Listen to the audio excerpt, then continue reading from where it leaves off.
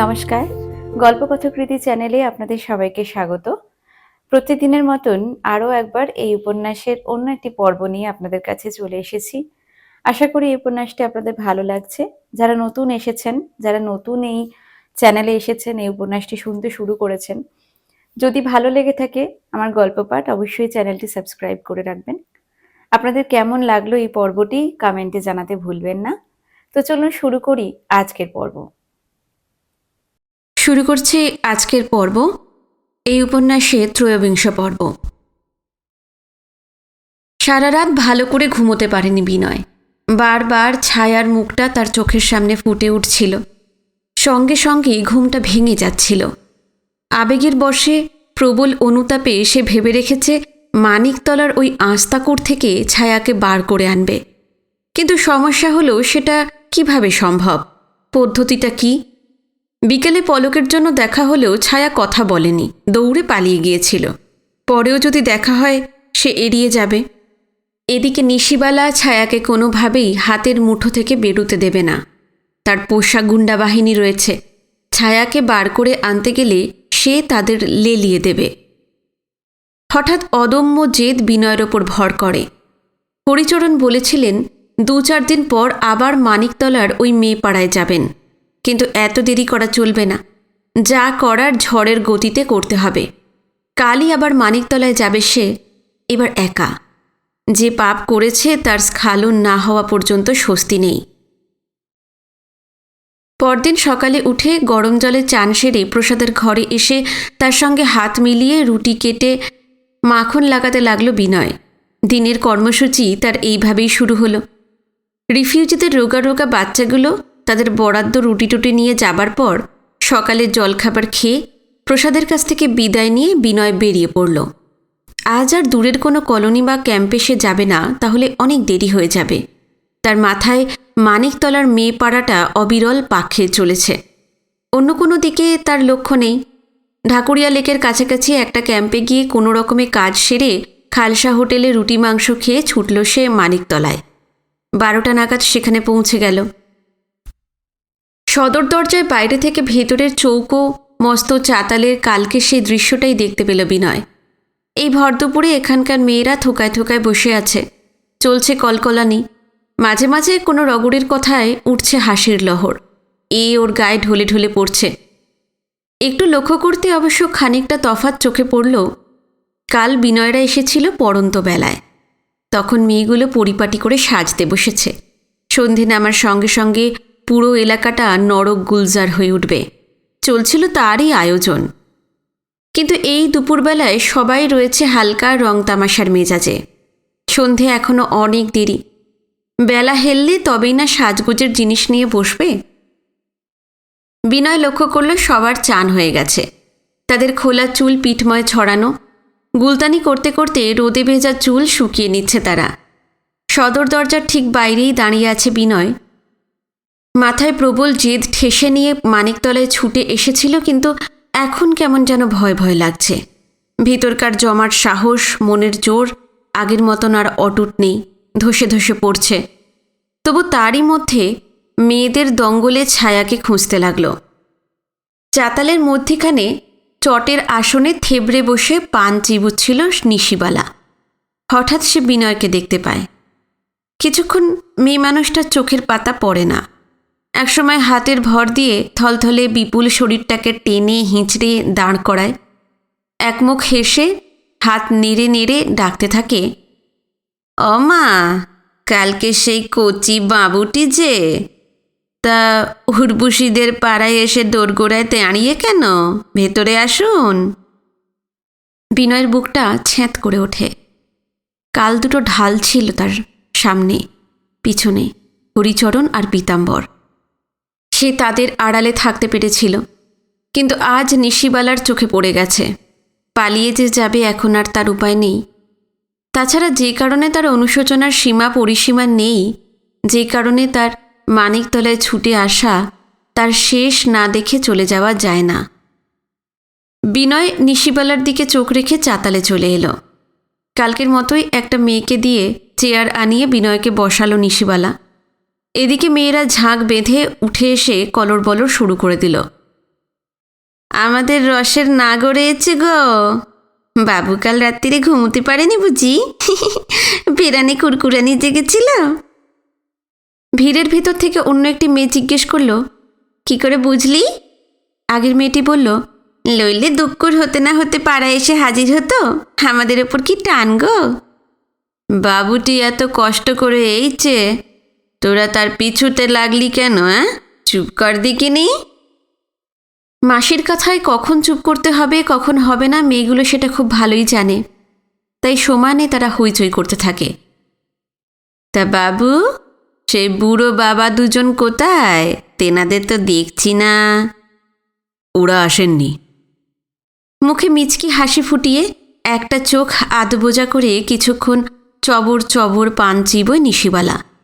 তারপর গলার স্বরে ঢেউ খেলিয়ে বলে, আপনি তাহলে তেনাদের না জানিয়ে নুক্কে নুক্কে এইছেন? তা বাবা, আমি জানতুম আপনি আসবেন।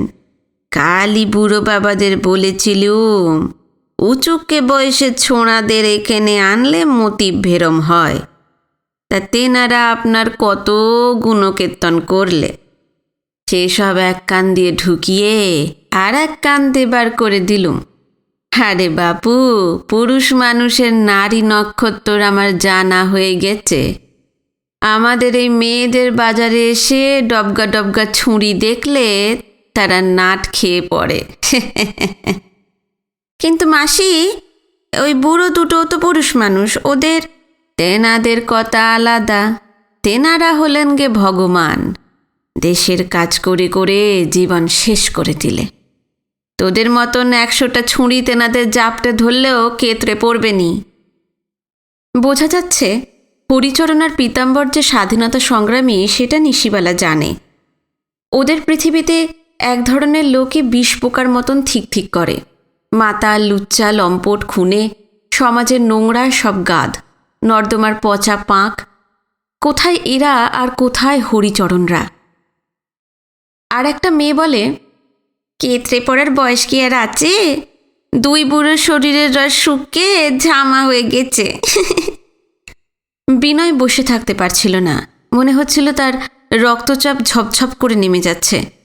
নিশিবালা এবং মেয়েরা যে কী বলে যাচ্ছে সেসব স্পষ্ট সে শুনতেও পাচ্ছিল না। আবছা দুর্বোধ্য একটানা আওয়াজের মতন কানে বেজে যাচ্ছে। আমি একটা বিশেষ দরকারে আপনার কাছে এসেছি। পুরুষ মানুষে এটা দরকারেই তো এখানে আসে। নিশিবালার চোখে নোংরা সংকেত ফুটে ওঠে। মরিয়া হয়ে বিনয় বলল, আপনারা যা ভাবছেন তা নয়, আমার কথাটা আগে শুনুন। ঠিক আছে, বলুন। আমি কালকে এখানে একটা মেয়েকে দেখেছিলাম, তার নাম ছায়া। দয়া করে ছায়াকে ডাকুন, তার সঙ্গে কথা বলবো। নিশিবালার পান চিবোনো থেমে যায়। চোখের তারা একেবারে স্থির, রুক্ষ মেচেতা ভরা মুখ কঠিন হয়ে ওঠে। কিছুক্ষণ সোজাসুজি বিনয়ের দিকে তাকিয়ে থাকার পর সে বলে, ছায়া বলে তো এখানে কেউ নেই। বিনয় থতমত খেয়ে যায়। মেয়ে মানুষটা সরাসরি অস্বীকার করবে ভাবতে পারেনি। বলল, কিন্তু কাল আমি তাকে নিজের চোখে এখানে দেখেছি। কাকে দেখতে কাকে দেখেছেন? এখানে এলে মাথা গুইলে যায়। সব তো ডবকা ছুঁড়ি একরকম নাগে। না, আমার মাথা গুলিয়ে যায়নি, আমি ছায়াকেই দেখেছি। বলছি তো নেই, তবু এক কথা, আমি কি ছায়াকে গড়িয়ে দেব? যতই মেজাজ চড়িয়ে ছায়ার ব্যাপারটা উড়িয়ে দিতে চাক, নিশিবালা যে ডাহা মিথ্যে বলছে সেটা বুঝতে অসুবিধা হয় না বিনয়ের। কিন্তু মেয়ে মানুষটা পুরোপুরি অস্বীকার করার পর তার কি করা উচিত সে ভেবে পাচ্ছে না। কেমন যেন দিশেহারা হয়ে পড়ে। নিশিবালা কি বলতে যাচ্ছিল তার আগেই চারপাশের দঙ্গলটা থেকে একটা মেয়ে বেরিয়ে এসে বিনয়ের সামনে দাঁড়ায়। এই ধরনের মেয়েরা যেমনটা হয়, নোংরা ছলাকলায় বড়ই পটু। চোখ কুঁচকে মুখে অশ্লীল হাসি ফুটিয়ে বলে, ছায়ালেই তো কি হয়েছে, পক্ষী তো আছে। পক্ষী? হ্যাঁ গো, এই যে আমার নাম ময়না, আমারে দিয়ে চলবে নি? কপালে, গালে, গলায় বিনবিন করে ঘাম ফুটে বেরোতে থাকে বিনয়ের। হতভম্বের মতন তাকিয়ে থাকে সে। মেয়েটা চটুল গলায় এবার বলে, আমাকে দে না হলি আরও পক্ষী আছে গো বাবু। এ হলো টিয়া, ও হলো বুলবুলি, টুনটুনি, যারে মনে তারে বেছে নিন না। তার কথা শেষ হতে না হতেই আর একটা মেয়ে এগিয়ে এলো। আর পক্ষী যদিন ভালো না লাগে, ফুলও আছে, আমি টগর, ও মালতী, এই মেয়েটা চাঁপা। অন্য একটি মেয়ে বলল, আকাশের তারা আছে, বনের লতা আছে, জোনাকি আছে, ঝর্ণা আছে। ভিড়ের মধ্যে 3-4টে মেয়ে একসঙ্গে গলা মিলিয়ে চেঁচায়। আরও কটা মেয়ে কাঁচা রগরগে ভাষায় কথা বলে। নিশিবেলা মিটিমিটি হাসতে হাসতে বিনয়কে লক্ষ্য করছিল। কথা বেরোচ্ছিল না বিনয়ের মুখ থেকে। মাথার ভিতর যেন চাকা ঘুরে যাচ্ছে। ঘাড় ভেঙে সে বুঝি বা হুড়মুড় করে পড়ে যাবে। নিশিবেলা বেশ মজাই পাচ্ছিল। প্রশ্রয় সুরে মেয়েগুলোকে হালকা ধমক দিল, ছেনালি রাগ দিকিনি, বাবুটি দামড়া বাচুর, তবে চোখ ফুটছে। আমাদের এখানে পা দিতে না দিতেই তারে নে পড়লি, অমনটি করলে। বাকিটা আর শোনা হলো না। লাফ দিয়ে উঠে পড়ল বিনয়। এক দৌড়ে চাতাল পেরিয়ে সোজা গলিতে চলে এলো। পেছন থেকে নিশিবেলা চেঁচিয়ে ওঠে, বাবু যাবেননি যাবেননি, আমি পছন্দ করে একটা পড়ি আপনারে দিচ্ছি। কি ভিটু নোকরে বাবা, বুকের মধ্যে পুঁটি মাছের ধুকপুকুনি, সে কিনা মাগিপাড়ায় আসে। বিনয় আর ফিরেও তাকায়নি। গলির থেকে অন্ধের মতন ছুটতে ছুটতে চলে এলো ট্রাম রাস্তায়। এতক্ষণ দম বন্ধ হয়েছিল তার। ফুটপাথের একধারে দাঁড়িয়ে জোরে জোরে শ্বাস টেনে ধাতস্থ হতে বেশ খানিকটা সময় লাগে। চোখের সামনে শহরের চেনা দৃশ্য, প্রচুর মানুষ, প্রচুর গাড়ি ঘোড়া, কেউ থেমে নেই, সবাই ব্যস্ত, সবাই ছুটছে। বিনয় লক্ষ্য করল বেলা হেলতে শুরু করেছে। হঠাৎ খেয়াল হলো ট্রেন লেট না করলে এতক্ষণে আসামের রিফিউজিদের চলে আসার কথা।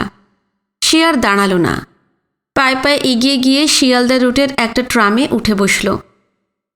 চাকায় ধাতব আওয়াজ তুলে ট্রাম ছুটে চলেছে। জানালার বাইরে বিনয় তাকিয়ে আছে ঠিকই, তবে রাস্তার কোনো কিছুই সে দেখতে পাচ্ছে না। ছায়ার চিন্তাটা তার মাথায় হুল ফুটিয়ে চলেছে। মেয়েটাকে উদ্ধার করার জন্য সে আজ ছুটে এসেছিল, কিন্তু নিশিবেলা স্পষ্ট জানিয়ে দিল ওই নামে কেউ তাদের ওখানে থাকে না। অথচ কাল সন্ধেবেলায় বিনয় তাকে নিজের চোখে দেখে গেছে। এতটা ভুল তার হতেই পারে না। সে যাই হোক, ওই মেয়ে পাড়ায় বিনয় আর যাচ্ছে না। একটা নিষ্পাপ তরুণীকে উদ্ধার করতে এসেছিল নেহাতি কর্তব্য পালনের তাড়নায়, কিন্তু সেটা যে কতটা দুরূহ তা হাড়ে হাড়ে টের পাওয়া গেছে। ওখানকার নোংরা মেয়ে মানুষগুলো তার পা থেকে মাথা অবধি পচা পাঁক মাখিয়ে দিয়েছে। সারা গা থেকে দুর্গন্ধ উঠে আসছে যেন। বিনয় ঠিক করে ফেলল হরিচরণকে ছায়ার কথা জানিয়ে দেবে। পারলে তিনিই মেয়েটাকে রসাতল থেকে বার করে নিয়ে আসতে পারবে। একসময় ট্রাম শিয়ালদায় পৌঁছে যায়। আরও কটা দিন কেটে গেল। সেই যে সুধাদের বাড়ি থেকে শান্তিনিবাসে বিনয় চলে এসেছিল, তারপর মাত্র 2-1বার জাফরশাহ রোডে গেছে বিনয়। রিফিউজি কলোনি, ত্রাণ শিবিরে ছোটাছুটি তো ছিলই। আসাম থেকে কলকাতায় নতুন শরণার্থীদের ঢল নামায় নিঃশ্বাস ফেলার সময় পাওয়া যাচ্ছিল না। ভোরবেলা থেকে মাঝরাত কিভাবে যে কেটে গেছে একমাত্র সেই জানে।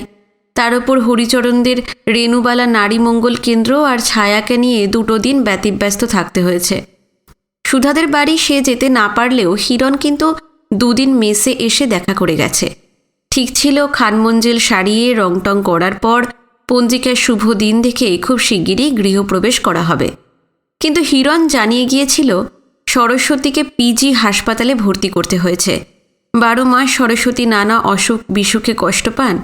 হঠাৎ তার রোগটা বাড়াবাড়ি হয়ে দাঁড়িয়েছে।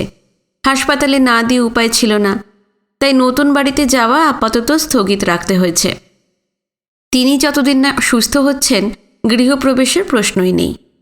বিনয় সময় করে একদিন হাসপাতালে গিয়ে সরস্বতীকে দেখে এসেছে। এত যে প্রচণ্ড ব্যস্ততা, তার ভিতরেও বিনয়ের মাথায় একটাই ভাবনা চলছে, হেমনাথ। তিনি প্রতিজ্ঞা করেছিলেন যত দুর্বিপাকই ঘটুক দেশ ছাড়বেন না, কিন্তু তার শেষ চিঠিটা পড়ে মনে হয়েছে সমস্ত আত্মবিশ্বাস ধূলিসাৎ হয়ে গেছে। হেমনাথ লিখেছিলেন বিনয়রা যেন যত তাড়াতাড়ি সম্ভব তার এবং অবনীমোহনের দেশের বাড়িঘর জমিজমা এক্সচেঞ্জের ব্যবস্থা করে রাখে। নিত্যদাস কথা দিয়েছিল 7 দিনের ভেতর হেমনাথের উত্তর এনে দেবে। 7 দিনের পর আরও কটা দিন কেটে গেছে, কিন্তু হেমনাথের উত্তর তো আসেইনি। নিত্যদাসেরও পাত্তা নেই। লোকটা একেবারে উধাও হয়ে গেছে। আজ সকালে ঘুম ভাঙার পর হেমনাথের জন্য ভীষণ মনটা উতলা হয়ে উঠেছে বিনয়ের। সে অন্য দিনের মতন চান টান করল না। মুখটুক ধুয়ে প্রসাদের কাছ থেকে আজকের দিনটার জন্য ছুটি নিয়ে টালিগঞ্জের দিকে বেরিয়ে পড়ল। উদ্দেশ্য, হিরণকে সঙ্গে করে কসবায় নিত্যদাসের বাড়ি চলে যাবে। লোকটা কত দূর কী করল জানা দরকার। এটা ঠিক, হেমনাথের কোনো খবর এলে নিত্য তক্ষুনি এসে হাজির হতো, কিন্তু মন এতই উৎকণ্ঠিত যে স্থির থাকতে পারছিল না বিনয়। জাফরশাহ রোডে এসে ডাকাডাকি করতেই উমা দরজা খুলে দিল। কয়েকদিন বাদে তাকে দেখে মেয়েটা খুব খুশি। একমুখ হেসে কি যেন বলে উঠল, কিন্তু কিছুই শুনতে পেল না বিনয়। উমার পাশ দিয়ে সিঁড়ি ভেঙে তরতর করে উপরে উঠতে লাগল। দোতলায় এসে বাইরের ঘরে চোখ পড়তে বিস্ময়ে বিনয় হতবাক। যার কথা ভাবতে ভাবতে সে ছুটে এসেছে, সেই নিত্যদাস কিনা হিরণের সঙ্গে বসে চা খেতে খেতে কথা বলছে। বিনয়কে দেখে ওরাও কম অবাক হয়নি। কয়েক মুহূর্ত তাকিয়ে থাকার পর হিরণ বলল, কি আশ্চর্য, তুমি এখন আসবে ভাবতেই পারিনি। এসো এসো। বিনয় ভেতরে ঢুকে একটা চেয়ারে বসতে না বসতেই বলল, চা খেয়ে নিত্যবাবু আর আমি তোমার মেসেই যেতাম। ভালোই হলো তুমি এসে গেছো। আমার ওখানে যাচ্ছিলেন? হ ছোটবাবু, পাকিস্তান থেকে হেমকত্তা চিঠি আইছে। কথা দিয়েও রাখতে পারি নাই ছোটবাবু। হেমনাথের চিঠি আনতে দেরি হওয়ায় কৈফিয়ত দিতে লাগলো সে। নিত্যদাস বলল, কাইল রাইতে চিঠিখানা পাইছি, ভাবলাম আইজ সকালে ওইটা টালিগঞ্জে আইয়া ছোটো জামাইবাবুরে লগে কইরা আপনার মেসেজ আমু। তা আপনি নিজেই আইয়া পড়লেন। উমার কাছে খবর পেয়ে ছুটতে ছুটতে ভেতর থেকে চলে এলো সুধা। তার সঙ্গে দারিক দত্ত এসেছেন।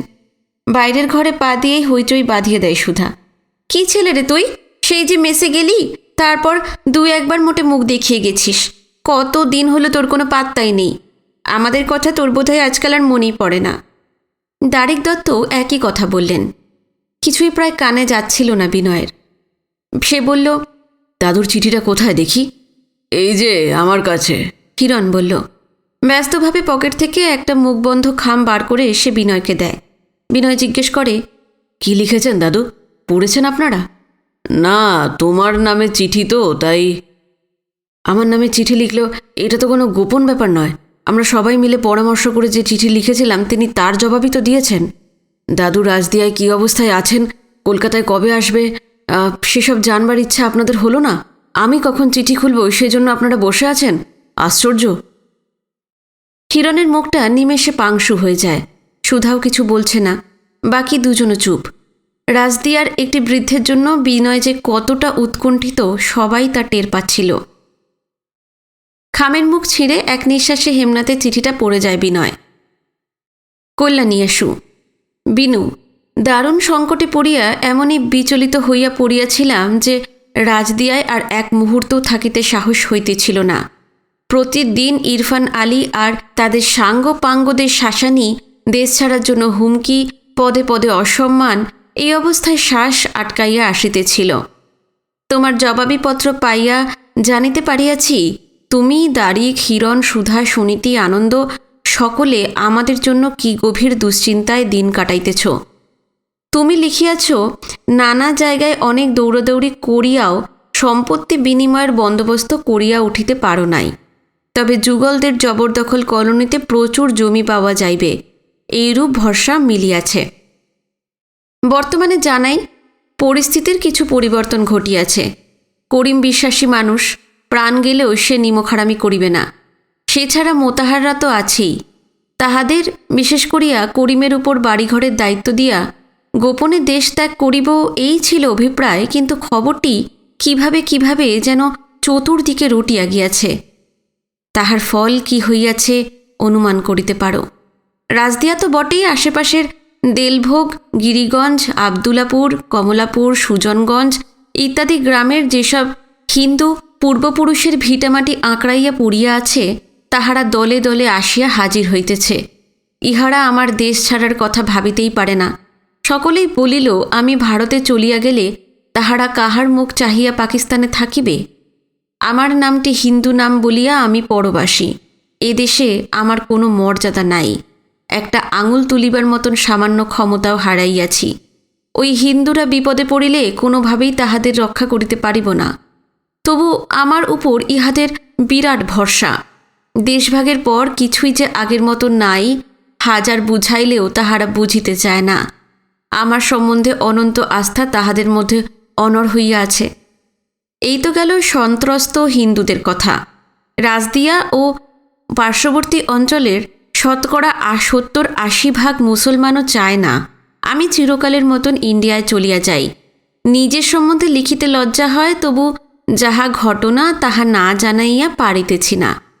রাজদিয়া কলেজের প্রিন্সিপাল আনোয়ার আলী বলিয়াছে, আমার মতো মানুষ যদি দেশ ছাড়ে তাহা এই অঞ্চলের পক্ষে অত্যন্ত লজ্জাকর দৃষ্টান্ত।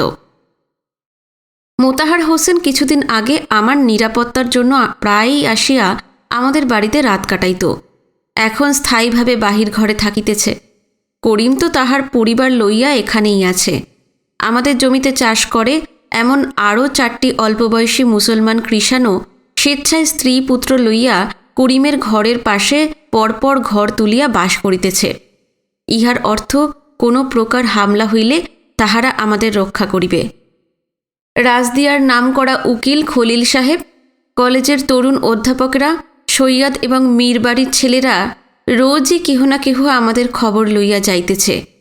তোমরা শুনিলে অবাক হইবে, উকিল খলিল সাহেব মুসলমান যুবকদের জুটাইয়া দিন কয়েক আগে একটা মিছিল বাহির করিয়া ইন্ডিয়া হইতে আগত পশ্চিমা মুসলমানদের তো বটেই, যে বাঙালি মুসলমানরা আমাদের উৎখাত করিয়া জমিজমা গ্রাস করিতে চায় তাহাদেরও সতর্ক করিয়া দিয়াছেন।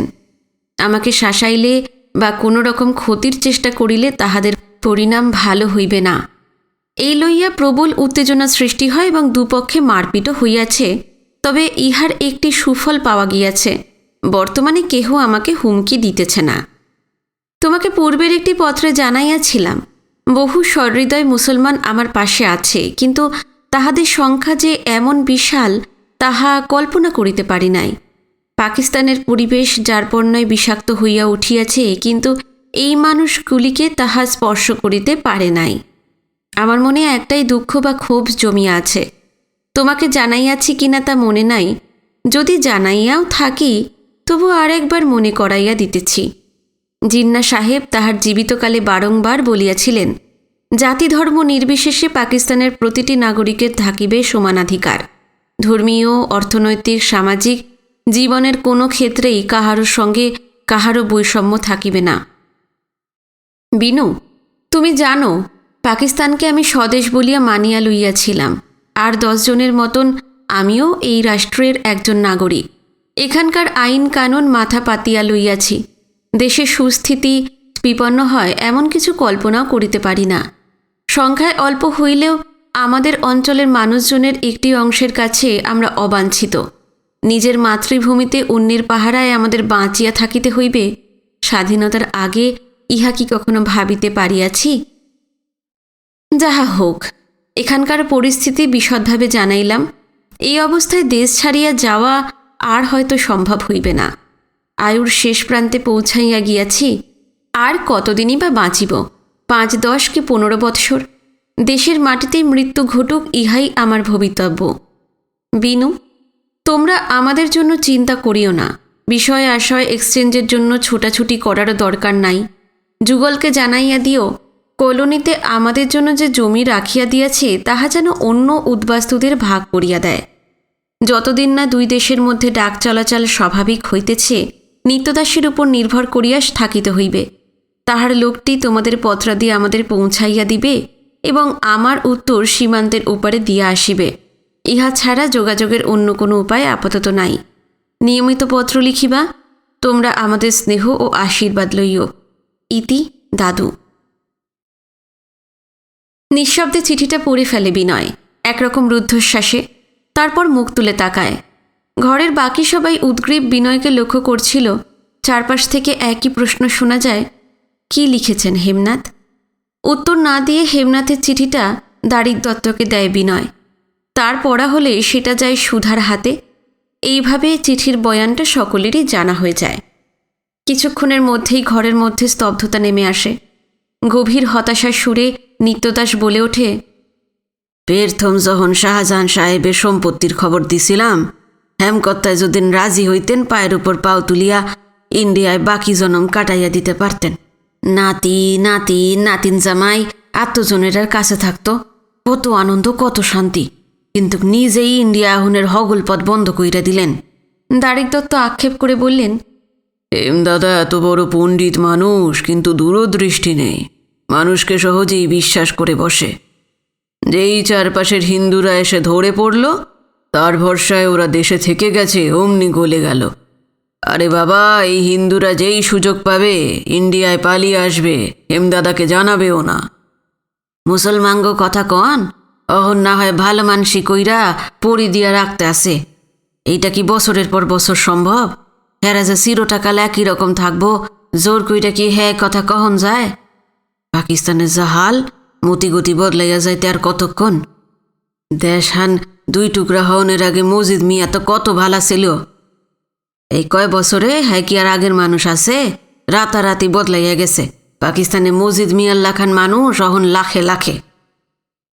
মুখ ফিরিয়ে নিত্যর দিকে তাকায় বিনয়। মজিদ মিয়ার নামটা সে বহু কাল বাদে শুনল। সঙ্গে সঙ্গে গোপন এক কুঠুরি থেকে পুরনো কষ্ট বেরিয়ে এসে বুকের ভেতর ছড়িয়ে পড়ে। মহাযুদ্ধের গোড়ার দিক 40 সাল, যখন তারা রাজদিয়ায় যায়, এই লোকটা তাদের দেখার জন্য রাত্রিরে নৌকোয় 10 মাইল নদী খাল বিল পাড়ি দিয়ে সুদূর কেতুগঞ্জ থেকে চলে এসেছিল। আর সঙ্গে করে নিয়ে এসেছিল কয়েক হাড়ি মিষ্টি মস্ত রুই মাছ। কি আন্তরিকতা তার! নিজের ফসলা উৎকৃষ্ট জমি থেকে 30 কানি অবনীমোহনকে লিখে দিতে চেয়েছিল বিনামূল্যে। অবনীমোহন অবশ্য রাজি হননি। এই নিয়ে মজিদ মিয়ার কত অভিমান! 2-4 দিন পরপরই এসে হাজির হতো। কতবার যে তাদের কেতুগঞ্জের বাড়িতে বিনয়দের দাওয়াত খাইয়েছে তার তো লেখাজোকা নেই। হেমনাথের পরামর্শ ছাড়া একটা পাও ফেলত না। সেই মজিদ মিয়া 46-এ বড় রায়টের পর আগের মজিদ মিয়া আর রইল না। মুসলিম লীগের নাম লেখালো, দেশভাগের পর থেকে হেমনাথের ধারে কাছে ঘেঁচত না। ইন্ডিয়ায় চলে আসার আগে বিনয় শুনেছিল কেতুগঞ্জের এবং তার চারপাশের গ্রামগঞ্জগুলো থেকে যারা আতঙ্কে পূর্বপুরুষের ভিটেমাটি ছেড়ে ইন্ডিয়ায় পালিয়ে গেছে, তার পিছনে নাকি এই মজিদ মিয়াই ছিল। তার মতো মানুষ যদি বদলে যেতে পারে, এখনও যারা ভালো আছে তাদের পাল্টে যেতে কি খুব বেশি দিন লাগবে? হেমনাথের জন্য যে প্রবল উৎকণ্ঠা হচ্ছিল তার চাপ নিতে পারছে না বিনয়। মনে হচ্ছে তার স্নায়ুগুলো ছিঁড়ে পড়বে। এদিকে হিরণ বলছিল, আমি একটা অন্য কথা ভাবছিলাম।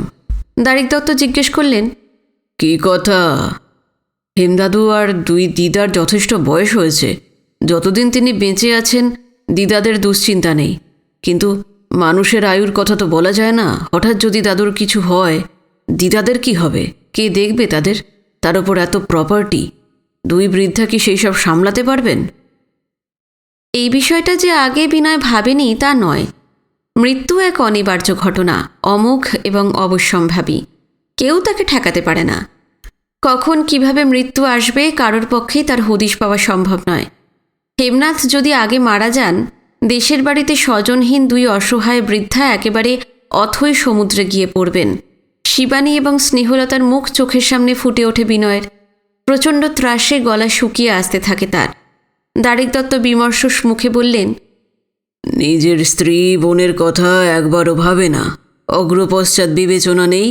হেমদাদা যে কি ধরনের মানুষ আমি বুঝি না। আর কোনো আশা ভরসা নাই, হগল শেষ। আমারে এখন অন্য হানে যাইতে হইবে। আইজ যাই। হেমকর্তারে পত্র দিবেন তো? বিনয় বলল, হ্যাঁ দেব। লাইখা রাইখেন, 2-4 দিন পর আপনার ম্যাশ টিকা লইয়া যামু।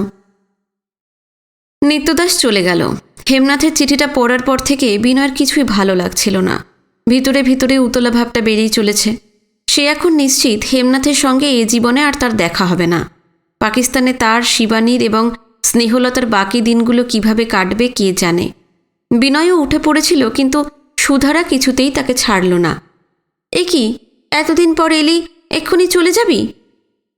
বিনয়ের 2 হাত আঁকড়ে ধরে জোরে জোরে মাথা ঝাঁকাতে থাকে সুধা। তার 2 চোখ জলে ভরে গেছে। চিরকালের জেদি অভিমানী তার এই ছোটদিটি যখন ঠিক করেছে যেতে দেবে না, তখন বিনয়ের সাধ্য কি চলে যায়। তবু বিনয় ভারী গলায় বলল, দাদুর জন্য খুব মনটা খারাপ করছে রে। আমি বরং আর একদিন আসবো। আর একদিনের কথা আর একদিন। মন আমাদেরও ভালো নেই, কিন্তু দুপুরবেলা না খাইয়ে তোকে কিছুতেই ছাড়ব না। হিরণ এবং দারিদ্রত্ব সুধার কথায় সায় দিলেন। সময় কেটে চলেছে তার নিজস্ব নিয়মে। কলকাতায় আসার পর কত কিছুই তো ঘটে গেল। ঝিনুক নিখোঁজ, অবনীমোহন সংসারের মোহজাল ছিঁড়ে গুরুর আশ্রমে, রামরতন গাঙ্গুলির মতন একজন আদর্শবাদী মাস্টারমশাইয়ের মেয়ে বেশ্যাপাড়ায় নাম লিখিয়েছে। হেমনাথদের ইহজীবনে পাকিস্তান ছেড়ে আসা হবে না।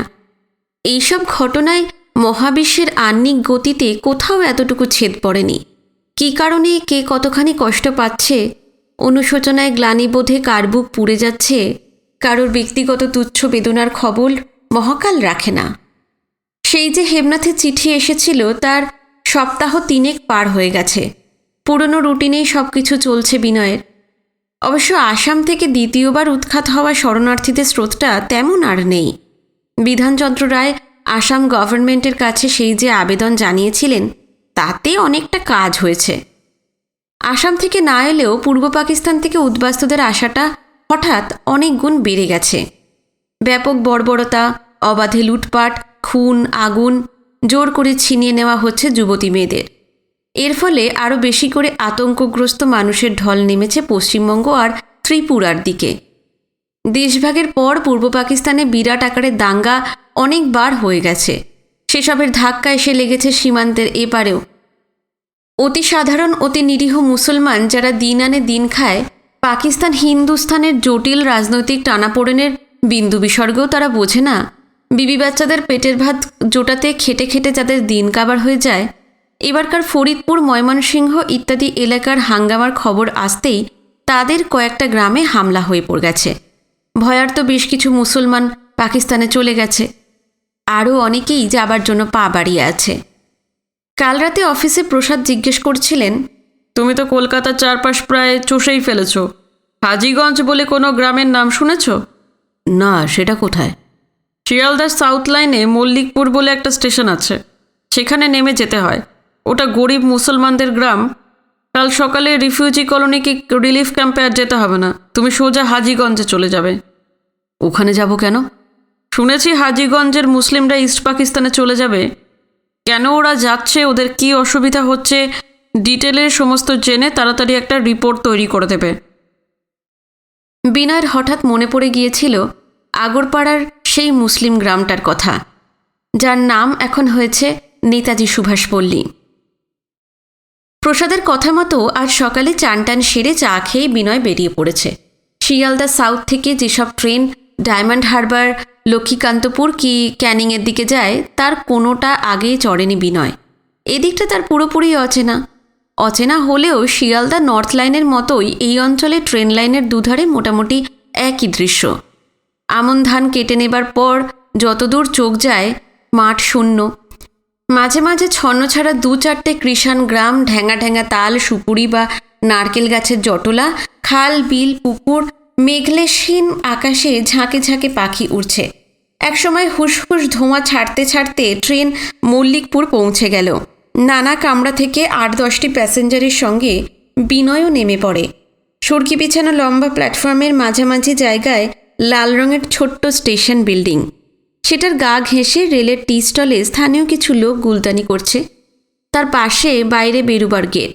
ধুতির ওপর কালো কোট পরা টিকিট কালেক্টর সেখানে দাঁড়িয়ে আছে, একটা হাত সামনের দিকে বাড়ানো। যে প্যাসেঞ্জাররা ট্রেন থেকে নেমেছিল তাদের 2-3 জন সেই হাতে টিকিট দিয়ে চলে গেল। বাকি সবাই বিনা টিকিটের যাত্রী। তারাও এদিক সেদিক দিয়ে শুটশাট সরে পড়ল। রেলের বাবুটি নির্বিকার। খেয়ে টিকিট কেটেছে, কে ভাড়া না দিয়ে ট্রেনে চড়েছে তা নিয়ে তার ভ্রুক্ষেপ নেই। রেল তো তার পৈতৃক সম্পত্তি নয়। ভাবখানায় এমন কেউ যদি ফাঁকি দিয়েই থাকে, দিক। বিনয় এগিয়ে এসে টিকিটটি রেলবাবুর হাতে সঁপে দিয়ে জিজ্ঞেস করল, হাজীগঞ্জ গ্রামটা কোথায় বলতে পারেন? মুসলমানদের গ্রাম। স্টেশনের বাইরে বেরোলে রাস্তা পাবেন, সেটা ধরে সিধে চলে যান। এখান থেকে কত দূর? মাইল 1.5-2 তো হবেই। গেট পেরোতেই খোয়ার রাস্তায় এসে পড়ল বিনয়। সেটার দুধারে টালির চালের কিছু দোকানপাট, সেগুলো গা জড়াজড়ি করে রয়েছে। মিনিট ৩-৪ হাঁটার পর খোয়ার পথ শেষ। তারপর থেকে কাঁচা রাস্তা শুরু হয়েছে। তার দুদিকে খানিকটা পরপর গ্রাম। চারদিক লক্ষ্য করতে করতে চলেছে বিনয়। পরিবেশ বেশ শান্ত, উত্তেজনাহীন, নিঝুম। এখানে এমন কি ঘটতে পারে যাতে হাজীগঞ্জের মুসলমানেরা দেশ ছেড়ে চলে যাচ্ছে?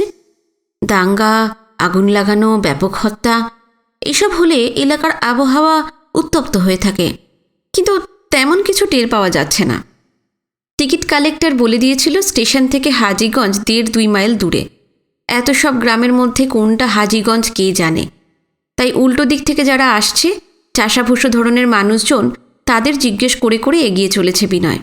যাকেই হাজীগঞ্জের কথা বলে সেই বেশ অবাক হয়। তার পা থেকে মাথা অবধি খুঁটিয়ে খুঁটিয়ে দেখে বলে, বাবু কি হেদায় নতুন এসেন? হ্যাঁ। হাজীগঞ্জ মুসলমান কিষানদের গাঁ, হেদায় গিয়ে কে করবেন? পোশাক টোশাক দেখে লোকগুলো বুঝে গিয়েছে বিনয় শহুরে শিক্ষিত এবং হিন্দু। এমন একজন কেন হাজীগঞ্জের খোঁজ করছে, সেজন্য তাদের প্রচণ্ড কৌতূহল। সেই সঙ্গে হয়তো কিছুটা ধন্দেও পড়ে গেছে। বিনয় বলল, দরকার আছে, কিন্তু বাবু ওই গাঁ খানা পেরায় ফেঁকাই হয়ে গেছে। দেশ ছেড়েই ওখানকার লোকজন চলে গেছে। সবাই চলে গেছে? ২-৪ জনও কি নেই? থাকতে পারে। তারাই গ্রামটার হদিস দেয়। কাঁচা রাস্তা ধরে আরও অনেকটা হাঁটলে একটা কুলুনি পড়বে, তারপরেই হাজীগঞ্জ। কুলুনি মানে কলোনি, সেটা বুঝতে পারে বিনয়। একসময় কলোনির সামনে এসে পড়ল বিনয়। উদ্বাস্তুদের ৮-১০টা উপনিবেশ যেমন হয়, এটাও তার থেকে কিছু আলাদা নয়। রাস্তার দিকে খুঁটি পুঁতে তার মাথায় টিন লাগিয়ে আলকাতরা দিয়ে নাম লেখা হয়েছে দেশবন্ধু চিত্তরঞ্জন কলোনি। সর্বত্যাগী জননায়কের নামে এই বেঢপ জনপদের নাম। মনে হলো খুব বেশি দিন হয়নি এটার পত্তন হয়েছে। অন্যদিন জবরদখল কলোনি বা ত্রাণ শিবির দেখলেই সে ঢুকে পড়ে, কিন্তু আজ তাকে আলাদা অ্যাসাইনমেন্ট দেওয়া হয়েছে। কলোনি ডাইনে ফেলে মিনিট ১০ হেঁটে হাজীগঞ্জে পৌঁছে গেল বিনয়। রাস্তা থেকেই বোঝা গেল গ্রামটা বহুকালের পুরানো। পাকা দালান একটাও নেই, সবই টিন বা খড়ের চালের ঘর, মাটির দেওয়াল। কিন্তু কাউকেই দেখা যাচ্ছে না। চারদিক আশ্চর্য রকমের নিস্তব্ধ। আপাত দৃষ্টিতে মনে হচ্ছে জনমানবহীন। হঠাৎই মামুদপুরের কথা মনে পড়ে গেল বিনয়ের। সেই পূর্ব পাকিস্তানের একটা অখ্যাত গ্রাম। ঝিনুককে নিয়ে সীমান্তের এক দঙ্গল ঘাতকের তাড়া খেয়ে পুরো একদিন সেখানে লুকিয়ে থাকতে হয়েছিল। হাজীগঞ্জ যেন আর এক মামুদপুর। কিছুক্ষণ দাঁড়িয়ে থাকার পর পায়ে পায়ে ভেতরে ঢুকল বিনয়। এখন 10টার মতন বাজে। এই দিনের বেলাতেও চতুর্দিক থেকে ঝিঁঝির ডাক উঠে আসছে। গ্রামের নানা প্রান্তে বিশাল বিশাল প্রাচীন সব গাছ, সেগুলোর ডালপালার আড়ালে থেকে থেকে তক্ষক ডেকে উঠছে। বিনয় লক্ষ্য করল অনেকগুলো বাড়ির দরজায় তালা লাগানো। কোনোটার দরজা জানালা হাট করে খোলা, সব খাঁ খাঁ করছে। একজোড়া দাঁড়ার সাপ বুক টেনে টেনে একটা ফাঁকা বাড়িতে ঢুকে পড়ল। বিনয়ের কেমন যেন একটু গা ছমছম করতে লাগলো। তবু এদিক সেদিক তাকাতে তাকাতে একটু সাহস করে সে ডাকতে লাগলো, কেউ আছেন? কেউ আছেন এদিকে? একটু শুনবেন? কিন্তু কোনো সাড়া শব্দ নেই। হাজীগঞ্জ বেশ বড় গ্রাম। ডাকাডাকি করতে করতে অনেকটা ভিতরে চলে এলো বিনয়। আচমকা চোখে পড়ল ডান পাশে ৩-৪টে বাড়ির জানালা থেকে কয়েক জোড়া শঙ্কাতুর চোখ চট করে সরে গেল। না, গ্রাম একেবারে জনশূন্য নয়। যে জানালাগুলোয় চোখ দেখা গিয়েছিল সেই দিকেই এগিয়ে গেল বিনয়। ভয় নেই, বাইরে আসতে পারেন। কিন্তু কেউ বেরোলো না। খানিক দূরে বাঁ পাশে একটা মেটে বাড়ি থেকে একটি আধবুড়ো মুসলমান বেরিয়ে তার কাছে এসে দাঁড়ালো।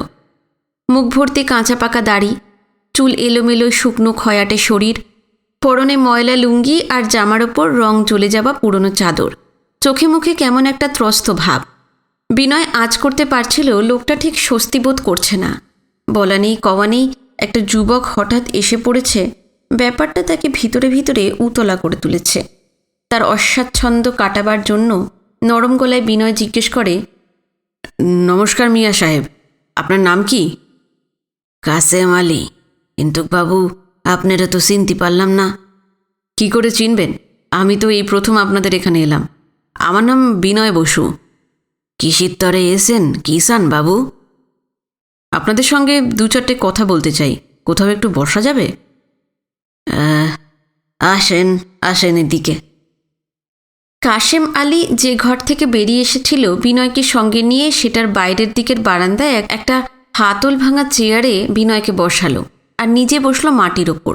বলল, কি কইবেন বলেন বাবু। শুনলাম এখানকার সবাই পাকিস্তানে চলে গেছে। গ্রামে ঢুকে দেখলাম অনেক বাড়ি ফাঁকা, মনে হলো তারা আগেই চলে গেছে। কাশেম আলী চুপ করে থাকে, কোনো কথা বলে না।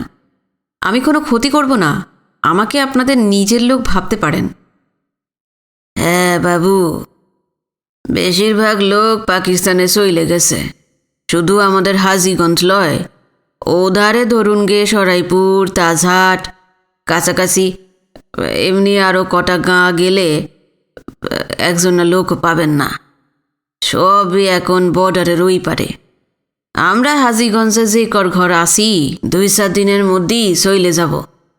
নিজের দেশ ছেড়ে বাপদাদার বাড়ি ফিরে চলে যাচ্ছেন কেন? কাশেম আলী আবার জবাব দিলেন না। এদিকে এধার ওধার থেকে 1-2 করে কিছু লোক দাওয়ার সামনে এসে জড়ো হয়। যুবক, বৃদ্ধ, আধা বয়সী, একদঙ্গল বাচ্চাও জুটে গেল। এই গ্রামে পর্দার কড়াকড়ি নেই। নানা বয়সের কিছু মেয়ে মানুষকেও দেখা যাচ্ছে। তারা কাছে আসেনি, দূরেই দাঁড়িয়ে থাকে। সবার চোখ বিনয়ের দিকে। আগের কথা সুতো ধরে বিনয় জিজ্ঞেস করে, আচ্ছা, এখানে কি কোনো বড় রকমের দাঙ্গা হয়েছে? হয়নি। কেউ কি দেশ ছাড়ার জন্য হুমকি দিচ্ছে? পাকিস্তান ঠেঙে যে রিফিউজিরা এখানে এসে তারা মধ্যে এসে সাইসে যায়। আঙুল বাড়িয়ে দেশবন্ধু চিত্তরঞ্জন কলোনিটা দেখিয়ে ওরা বলতে থাকে, বলে, তোদের জন্যই পাকিস্তান দেওয়া হইছে, হিন্দুস্তানে পইরে আসিস কেন, চইলে যা। এই এলাকার কিছু নৌকো তাদের সঙ্গে ভিড়ে গেছে। পাকিস্তান ইসলামিক স্টেট, দ্বিজাতি তত্ত্বের ভিত্তিতে সেটা সৃষ্টি, কিন্তু ভারত তো ধর্মনিরপেক্ষ রাষ্ট্র। এখানে সব জাতি, সব ধর্মের মানুষের সমান অধিকার। তো এইসব ভারী ভারী কথা কাশেম আলীদের মাথায় তো ঢুকবে না। বিনয় বলল, কে কি বলল তা নিয়ে চিন্তা করবেন না, আপনাদের গায়ে কেউ আঙুল ঠেকাতে পারবে না। শুনতে পাচ্ছি আরও অনেক রিফিউজি দিকের ফাঁকা জায়গাগুলায় কুলুনি বসাবে। পাকিস্তান ঠেঙে মার খেয়ে মাগসেলা পুলারে নিয়া হেতায় চইলে আসতেছে। আসাদের উবরি তাদের খুব রাগ। কখন কি কইরে বসবে মোটে ভরসা পাইছি না। তাছাড়া কি, আমাদের জেতের অনেক লোক তো ওই পারে চইলে গেছে, আরও যাচ্ছে। তাই অনেকে একসঙ্গে দলবদ্ধ হয়ে থাকলে তবু খানিকটা সাহস পাওয়া যায়, কিন্তু যেখানে বড় রকমের ভাঙন ধরেছে আত্মবিশ্বাস টলে যেতে বাধ্য। আরও কিছু কথা আছে বাবু। শুনেছি পাকিস্তানে গেলি আমাদের প্রচুর সুযোগ সুবিধা মিলবে। এইখানে লিজের 1 বিঘত জমি নলেই পরের খেতিতে চাষ কইরে 6 মাস দুবেলা খেতি পাই, বাকি 6 মাস হয় উপুস, লইলে আধপেটা।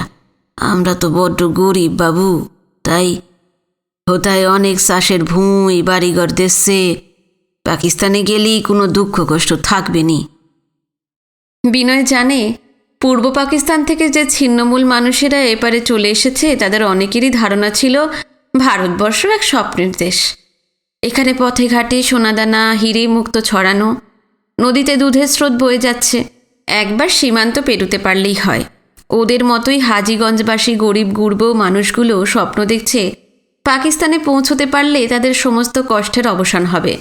সেখানে তাদের জন্য বেহেশতের যাবতীয় সুখ অপেক্ষা করে আছে। বিনয় জিজ্ঞেস করে, পাকিস্তানে আপনারা কোথায় যাবেন? আমাদের হাজীগঞ্জ বলেন, ওদিকে সরাইপুর, তাজহাট কি আর 2-4টে গাঁ বলেন।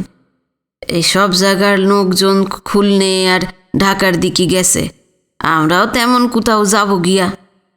যারা ওপারে গেছে তারা কেমন আছে, কিভাবে আছে, কিছু খবর পেয়েছেন? না, পাইনি বাবু। তবে পাকিস্তানি এখন গেছে মনে হচ্ছে ভালোই আছে। পাকিস্তান তো অচেনা জায়গা, সেখানে যাবার আগে ভালো করে ভাবনা চিন্তা করবেন। কথাটা শুধু কাশেম আলীকেই নয়, জমায়েতের সকলের উদ্দেশ্যে সে বলল, কিন্তু কেউ কোনো উত্তর দিল না। বিনয় বুঝতে পারে হাজীগঞ্জ প্রায় ফাঁকা হয়ে গেছে। বাকি মানুষগুলো দেশ ছাড়ার জন্য বদ্ধপরিকর। আরও কিছুক্ষণ কথাবার্তা বলে সে উঠে পড়ল। শুধু হাজীগঞ্জ নয়, পরের একটা সপ্তাহ খোঁজ করে করে কলকাতার কাছাকাছি আরও কটা মুসলিম গ্রামে গেল বিনয়। সব জায়গাতেই লোকজনের মনে নিরাপত্তাহীনতার শঙ্কা, চোখে পাকিস্তানের সুখস্বপ্ন। তারাও সীমান্তের দিকে পা বাড়িয়ে আছে। এদিকে কলকাতা রাতারাতি চোখের সামনে দ্রুত পাল্টে যাচ্ছে। এই তো সেদিন বিনয় ঝিনুককে নিয়ে এই শহরে এলো। প্রথম প্রথম কখনো কখনো উদ্বাস্তুদের দু একটা মিছিল দেখা যেত, সেগুলোতে আর কটা লোক, খুব বেশি হলে 40-50টা। সবচেয়ে বড় যেটা, তাতে 100 জনও হবে কিনা সন্দেহ। কিন্তু এখন রোজই কলকাতার উত্তরে, দক্ষিণে, পূবে, পশ্চিমে গন্ডা গন্ডা মিছিল। কোনো কোনো মিছিলে 4000-5000 উদ্বাস্তু থাকে। যত দিন যাচ্ছে মিছিলগুলো আরও লম্বা হচ্ছে। শুধু রাস্তা জুড়ে গাড়ি ঘোড়া থামিয়ে দিয়ে মিছিলই নয়, শ্রদ্ধানন্দ পার্কে, হাজরা পার্কে কি ওয়েলিংটন স্কোয়ারে ডক্টর বিধান রায়ের বাড়ির উল্টো দিকেও মিটিং হচ্ছে। অজস্র উদ্বাস্তুর সঙ্গে কলকাতা এসেছে বিনয়। তাদের তো দেখছেই, তার আগে পূর্ব পাকিস্তান থেকে যারা চলে এসেছিল তাদেরও দেখেছে। প্রথম প্রথম এই ছিন্নমূল মানুষগুলো ছিল সন্ত্রস্ত, জড়সড়, কিন্তু খুব অল্প দিনে তারা দ্রুত পাল্টে গেছে। মিটিংয়ে মিছিলে ইদানিং যাদের দেখা যাচ্ছে তারা ক্রোধে, অসন্তোষে, উত্তেজনায় ফুটতে থাকে। প্ল্যাকার্ড হাতে আকাশের দিকে মুঠো পাকানো হাত ছুঁড়তে ছুঁড়তে আগুন উগড়ে দেবার মতন তারা আকাশ ফাটিয়ে স্লোগান দেয়, আমরা কারা, বাস্তুহারা, আমাদের পুনর্বাসন দিতে হবে, দিতে হবে, আমাদের চাষের জমি দিতে হবে, দিতে হবে, আমাদের ক্যাশ ডোল বাড়াতে হবে, বাড়াতে হবে, ইত্যাদি ইত্যাদি। জবরদখল কলোনি বা ক্যাম্পেই শুধু নয়, কাগজের দরকারে প্রায়ই উদ্বাস্তুদের মিছিলের সঙ্গে তাদের সভাতেও যেতে হয় বিনয়কে। সর্বস্ব হারানো মানুষগুলোকে খুঁটিয়ে খুঁটিয়ে সে লক্ষ্য করে। ত্রাণ শিবিরে, কলোনিতে কি স্টেশনের প্ল্যাটফর্মে পশুর মতন জীবনযাপন করতে করতে তারা মরিয়া হয়ে উঠেছে। আশা নেই, ভবিষ্যৎ নেই, সামনে অনন্ত অন্ধকার। এই পরিস্থিতিতে চরম বিস্ফোরণ ঘটাবার জন্য তারা প্রস্তুত। এদের দেখতে দেখতে প্রায় সময়ের উজান টানে বছর পিছন দিকে ফিরে যায় বিনয়। দেশ যখন স্বাধীন হয়নি, তখন ইংরেজরা ঘোষণা করেছে পূর্ব গোলার্ধের এই ভারতীয় উপনিবেশ তারা ছেড়ে চলে যাবে। প্রায় 200 বছরের ব্রিটিশ রাজত্বের অবসান ঘটবে, কিন্তু এই স্বাধীনতা নিরঙ্কুশ নয়, কিছু চড়া দাম দিতে হবে। ভারত আর আগের মতন অখণ্ড থাকবে না। দুভাগ হয়ে এক অংশের পুরনো ভারত নামটাই বজায় থাকবে, অন্যটি হবে পাকিস্তান। দ্বিজাতিতত্ত্বের ভিত্তিতে মুসলমানদের সম্পূর্ণ নিজস্ব একটি দেশ, অর্থাৎ স্বাধীনতা এবং দেশভাগ একই দিনে একই লগ্নে ঘটবে। পূর্ব বাংলার সংখ্যালঘুরা যখন জানল তাদের অংশটি পাকিস্তানে পড়েছে, সেটা হয়ে যাচ্ছে পুরোপুরি মুসলিম জাহান। শঙ্কায়, আতঙ্কে তারা দিশেহারা হয়ে পড়ে। দাঙ্গার অভিজ্ঞতা তাদের স্মৃতিতে তখনও টাটকা। তারা বুঝতে পারছিল একবার পাকিস্তান হয়ে গেলে তাদের পক্ষে সেখানে থাকা আদৌ সম্ভব নয়। মহাত্মা গান্ধী বুঝতে পেরেছিলেন পূর্ব বাংলার এই বিশাল মানবগোষ্ঠীর মনোবল একেবারে তলানিতে গিয়ে ঠেকেছে। নয়াদিল্লির এক প্রার্থনা সভার পর তিনি যে ভাষণ দিয়েছিলেন, সেটা মোটামুটি এই রকম: পূর্ব বাংলার হিন্দুদের একটা বড় সমস্যা হলো সত্যিকার বা কাল্পনিক ভয়ে তারা পাকিস্তানে তাদের বাড়িঘর ছাড়বে। যদি দৈনন্দিন কাজকর্মে বা স্বাভাবিকভাবে চলাফেরায় তাদের বাধা দেওয়া হয়, কিংবা তাদের যদি নিজের দেশে বিদেশি মনে করা হয়, যদি সেখানে এই মানুষগুলির পক্ষে থাকা সম্ভব না হয়, তেমনটা হলে সীমান্তের এপারে তাদের 2 হাত বাড়িয়ে স্বাগত জানানো এবং সব রকম বৈধ সুযোগ সুবিধা দেওয়া উচিত। এখানে এসে তারা যেন কখনোই মনে না করে অন্য দেশ থেকে এসেছে, তারা বিদেশি। গান্ধীজি বোঝাতে চেয়েছেন ভারত পূর্ব পাকিস্তানের ছিন্নমূল মানুষদের কাছে স্বদেশ। জওহরলাল নেহেরু স্বাধীনতার আগে পূর্ববঙ্গের হিন্দুদের কাছে কতই না প্রতিশ্রুতি দিয়েছিলেন। বারবার তিনি তখন বলেছেন, পূর্ব বাংলায় যারা বিপন্ন হয়ে পড়বে তাদের দেশেই ওই মানুষগুলির সুরক্ষার বন্দোবস্ত করা, আর যদি প্রতিকূল পরিস্থিতির চাপে তা সম্ভব না হয়, ভারতে তাদের আশ্রয় দেওয়া আমাদের কর্তব্য। কিন্তু দেশভাগের পর এইসব আশ্বাসের কথা খুব সম্ভব মনে ছিল না। তিনি স্পষ্ট ভাষায় লোকসভায় বলেছিলেন, পূর্ববঙ্গের হিন্দুরা যে দলে দলে ভারতে চলে আসছে তা কোনোভাবেই কাম্য নয় এবং তাদের দেশ ত্যাগে উৎসাহ দেওয়া অনুচিত। তিনি নানাভাবে বুঝিয়ে দিতেন পূর্ব পাকিস্তানের উদ্বাস্তুরা এদেশে বহিরাগত, তারা বিদেশি। পশ্চিমবঙ্গের মুখ্যমন্ত্রী বিধানচন্দ্র রায়ের এক চিঠির জবাবে তিনি লিখেছিলেন, পূর্ব পাকিস্তান থেকে যে জনস্রোত এপারে চলে আসছে তা সর্বতোভাবে ঠেকাবার চেষ্টা করা উচিত, নইলে এই বিরাট সমস্যার সমাধান করা মুশকিল। নেহেরুর দৃঢ় বিশ্বাস ছিল ইন্টার ডোমিনিয়ন কনফারেন্স অর্থাৎ ভারত ও পাকিস্তানের সর্বোচ্চ স্তরে আলোচনার মাধ্যমে উদ্বাস্তুদের নিয়ে সংকটে সুরাহা সম্ভব। কনফারেন্স হয়েও ছিল এবং দুই দেশের মধ্যে এরপর যে চুক্তি হয় তাতে কিঞ্চিত সুফলও মেলে। সাময়িকভাবে হিন্দুদের আশাটা কমে যায়, কিন্তু কিছুদিনের মধ্যে আবার ঝাঁকে ঝাঁকে উদ্বাস্তুরা আসতে শুরু করে। পাকিস্তানের মতন একটি রাষ্ট্র যা দ্বিজাতি তত্ত্বের ভিতের ওপর সৃষ্টি হয়েছে, যেখানে ধর্মান্ধ সাম্প্রদায়িক শক্তি প্রবল, সেখানে কাগজের ওপর কালির হলফ লেখা ঠুনকো এগ্রিমেন্ট দিয়ে তাদের আর কতদিন ঠেকিয়ে রাখা যায়? ফের শুরু হলো সন্ত্রাস, হুমকি, হত্যা, আগুন, ধর্ষণ ইত্যাদি। আসলে পাকিস্তান সম্পর্কে একটা তলতলে নরম মনোভাব নিয়ে চলেছেন নেহেরু। তার ধারণা টেবিলের দুধারে বসে কথাবার্তা বললেই সব স্বাভাবিক হয়ে যাবে। কঠোর পদক্ষেপ নিতে তিনি ছিলেন দ্বিধাগ্রস্ত। আঙুল তুলে কড়া গলায় যদি বলতেন উৎপাত বন্ধ করার ব্যবস্থা নাও, তাহলে পূর্ব পাকিস্তানের সংখ্যালঘুদের দুর্গতি এতটা হতো না। এইসব সত্ত্বেও উদ্বাস্তুরা এদেশে এসে প্রথম কংগ্রেসের মুখের দিকেই তাকিয়েছিল। কংগ্রেস সর্বভারতীয় বিশাল রাজনৈতিক শক্তি, তারাই নিরঙ্কুশভাবে দেশ শাসন করে। উদ্বাস্তুদের বিশ্বাস ছিল কংগ্রেস তাদের নিরাপত্তা, পুনর্বাসন এবং বেঁচে থাকার সব রকম ব্যবস্থা করে দেবে। কিন্তু সেভাবে তাদের আশা পূরণ হয়নি। যা প্রত্যাশা ছিল প্রাপ্তি তার অনেক কম। ধর্মনিরপেক্ষ কংগ্রেসের একটা বড় অংশ মনে করত পাকিস্তানে তাড়া খেয়ে যারা এই বাংলায় এসেছে তারা পুরোপুরি সেকুলার নয়, নির্যাতন ভোগ করার ফলে সাম্প্রদায়িক হয়ে গেছে।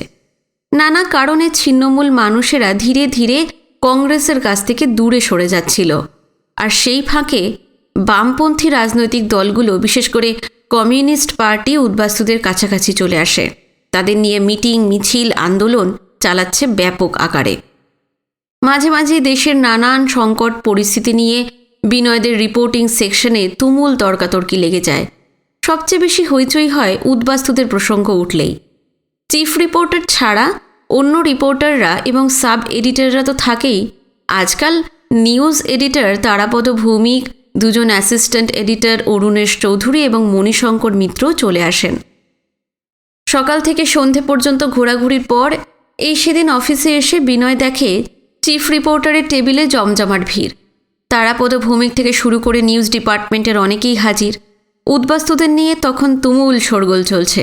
উদ্বাস্তুদের টপিকটা সুধেন্দুর খুবই পছন্দ।